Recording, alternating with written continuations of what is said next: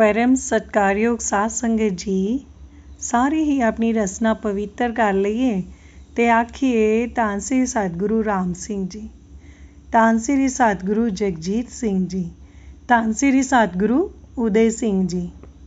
ਸਾਧ ਸੰਗਤ ਜੀ, ਅੱਜ ਦੀ ਸਾਖੀ ਦਾ ਸਿਰਲੇਖ ਹੈ ਨਿਰਮਾਣਤਾ ਦੇ ਪੁੰਜ। ਸਾਖੀ ਸੰਬੰਧਿਤ ਹੈ ਪੰਡਤ ਗੋਪਾਲ ਸਿੰਘ ਜੀ। ਪੰਡਤ ਜੀ ਦੇ ਅਨੁਸਾਰ ਉਹ ਇਹਨਾਂ ਸਤਿਗੁਰਾਂ ਦੀ ਮਿਸਾਲ ਦਿੰਦਿਆਂ ਦੱਸਦੇ ਹਨ ਕਿ ਇੱਕ ਵਾਰੀ ਦੀ ਗੱਲ ਹੈ ਕਿ ਪੰਡਿਤ ਜੀ ਦਾ ਡੇਰਾ ਪਹਿਲਾਂ ਵੱਡੇ ਪ੍ਰਤਾਪ ਮੰਦਰ ਦੇ ਗੇਟ ਦੇ ਅੱਗੇ ਚੁਬਾਰੇ ਵਿੱਚ ਹੁੰਦਾ ਸੀ। ਉੱਥੇ ਉਹ 4-5 ਹੋਰ ਸਿੱਖਾਂ ਸਮੇਤ, ਜਿਹੜੇ ਕਿ ਅਜੇ ਜਵਾਨੀ ਵਿੱਚ ਹੀ ਸਨ, ਪਾਠ ਕਰ ਰਹੇ ਸਨ। ਵਿੱਚ ਸ਼੍ਰੀ ਸਤਿਗੁਰੂ ਜਗਜੀਤ ਸਿੰਘ ਜੀ ਵੀ ਸਨ। ਸਾਰਿਆਂ ਨੇ ਗੱਲੇ, ਕੁੜਤੇ ਤੇ ਤੇੜ ਕਛਹਿਰੇ ਪਾਏ ਹੋਏ ਸਨ।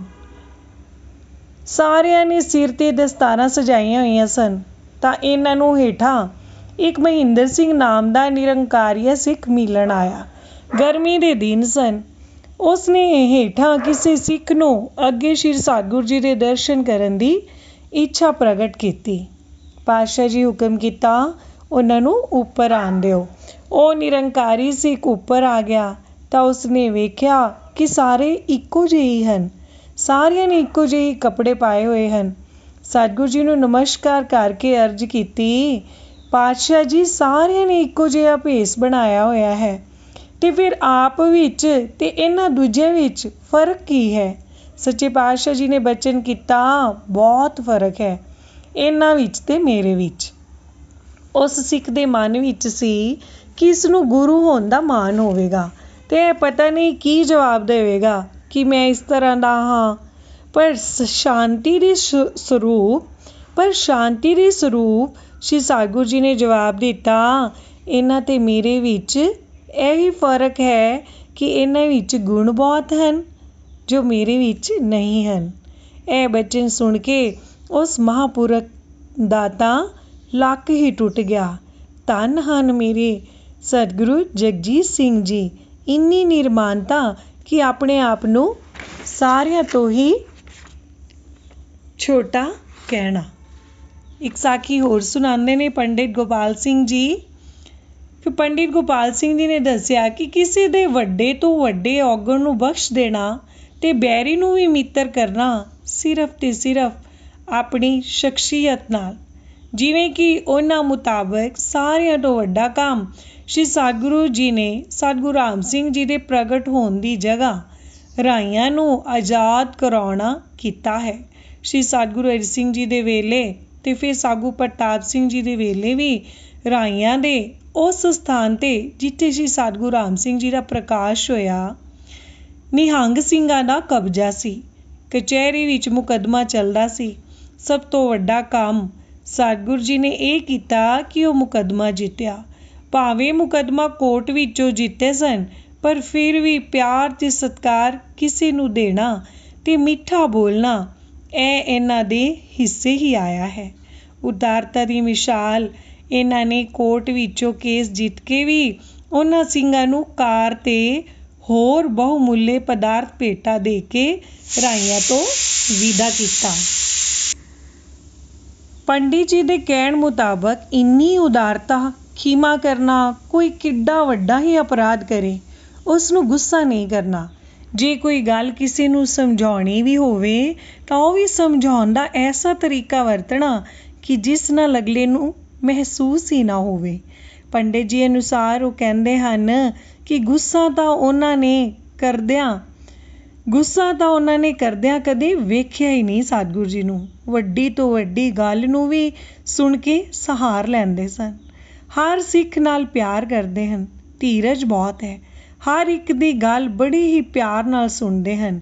ਹਲੀਮੀ ਤੇ ਪਾਤਸ਼ਾਹ ਜੀ ਵਿੱਚ ਕੁੱਟ-ਕੁੱਟ ਕੇ ਭਰੀ ਹੋਈ ਹੈ।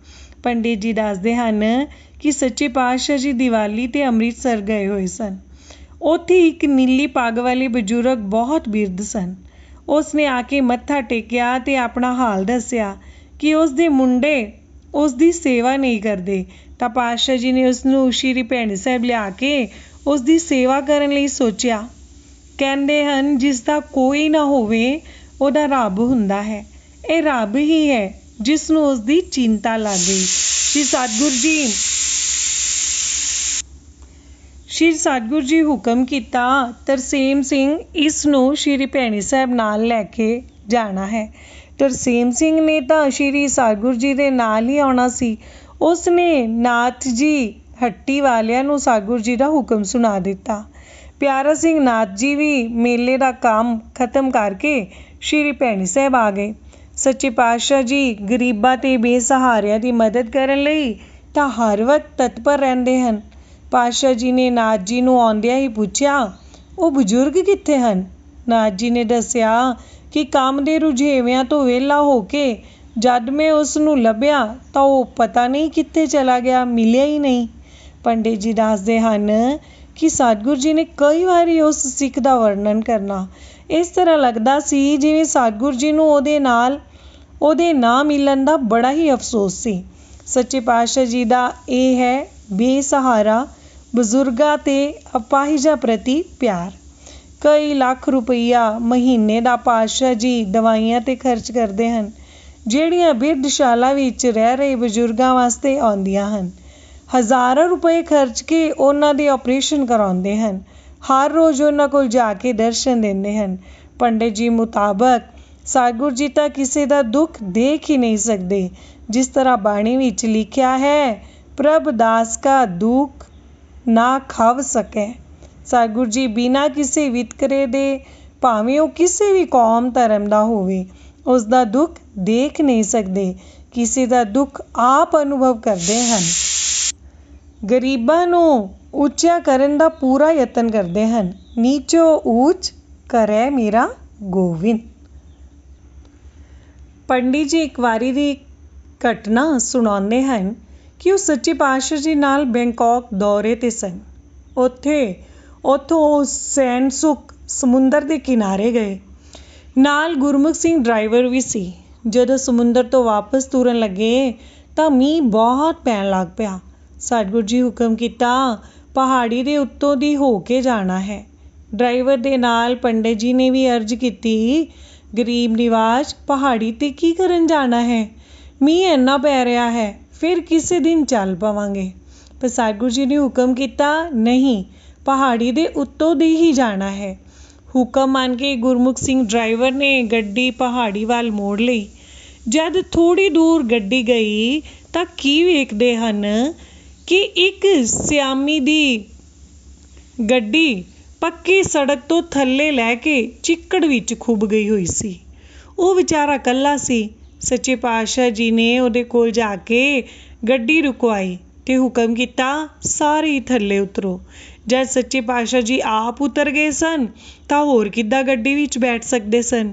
ਸੋ ਸਾਰੇ ਹੁਕਮ ਮੰਨ ਕੇ ਗੱਡੀ ਵਿੱਚੋਂ ਉਤਰੇ ਤਾਂ ਪਾਤਸ਼ਾਹ ਜੀ ਹੁਕਮ ਕੀਤਾ, ਚਲੋ ਸਾਰੇ ਜਣੇ ਉਸ ਸਿਆਮੀ ਦੀ ਮਦਦ ਕਰੋ, ਉਹਦੇ ਨਾਲ ਲੱਗ ਕੇ ਉਹਦੀ ਗੱਡੀ ਨੂੰ ਬਾਹਰ ਨਿਕਾਲੋ। ਹੁਕਮ ਮੰਨ ਕੇ ਸਿਆਮੀ ਦੀ ਗੱਡੀ ਬਾਹਰ ਨਿਕਾਲੀ ਤੇ ਲਿਆ ਕੇ ਸੜਕ 'ਤੇ ਖੜੀ ਕੀਤੀ। ਫਿਰ ਪਤਾ ਲੱਗਾ ਕਿ ਸਾਰਿਆਂ ਦਾ ਆਸਰਾ ਸਤਿਗੁਰੂ ਸਾਰਿਆਂ ਨੂੰ ਪਹਾੜੀ ਦੇ ਉੱਪਰੋਂ ਦੀ ਜਾਣ ਲਈ ਕਿਉਂ ਕਹਿ ਰਿਹਾ ਸੀ। ਪਾਤਸ਼ਾਹ ਜੀ ਬਚਨ ਕੀਤਾ, ਦੇਖਿਆ ਜੇ ਅਸੀਂ ਇੱਧਰੋਂ ਦੀ ਨਾ ਆਉਂਦੇ ਤਾਂ ਸਿਆਮੀ ਵਿਚਾਰਾ ਇੱਥੇ ਹੀ ਫਸਿਆ ਰਹਿੰਦਾ। ਤਾਂ ਪੰਡਿਤ ਜੀ ਕਿਹਾ, ਗਰੀਬ ਨਿਵਾਜ ਆਪ ਜੀ ਤੇ ਆਏ ਹੀ ਇਸ ਸਿਆਮੀ ਦੀ ਪੁਕਾਰ ਸੁਣ ਕੇ ਇਸ ਦੀ ਮਦਦ ਕਰਨ ਲਈ, ਨਹੀਂ ਤੇ ਪਹਾੜੀ ਦੇ ਰਸਤੇ ਤੋਂ ਜ਼ਰੂਰੀ ਆਉਣਾ ਸੀ। ਪੰਡਿਤ ਜੀ ਨੇ ਕਿਹਾ, ਸਤਿਗੁਰੂ ਜੀ ਕਿਸ ਤਰ੍ਹਾਂ ਕਿਸੇ ਨੂੰ ਅਦ੍ਰਿਸ਼ਟ ਰੂਪ ਵਿੱਚ ਦਰਸ਼ਨ ਦਿੰਦੇ ਹਨ, ਕਿਸ ਤਰ੍ਹਾਂ ਕਿਸੇ ਦੇ ਸੁਪਨੇ ਵਿੱਚ ਸਾਕਾਰ ਰੂਪ ਵਿੱਚ ਦਰਸ਼ਨ ਦੇ ਕੇ ਕਿਰਪਾ ਕਰਦੇ ਹਨ।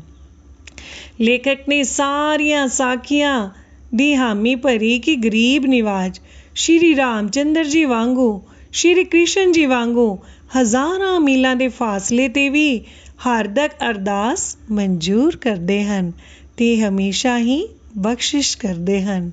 ਸਾਰੇ ਹੀ ਆਖ ਲਈਏ, ਧੰਨ ਧੰਨ ਸ਼੍ਰੀ ਸਤਿਗੁਰੂ ਜਗਜੀਤ ਸਿੰਘ ਜੀ।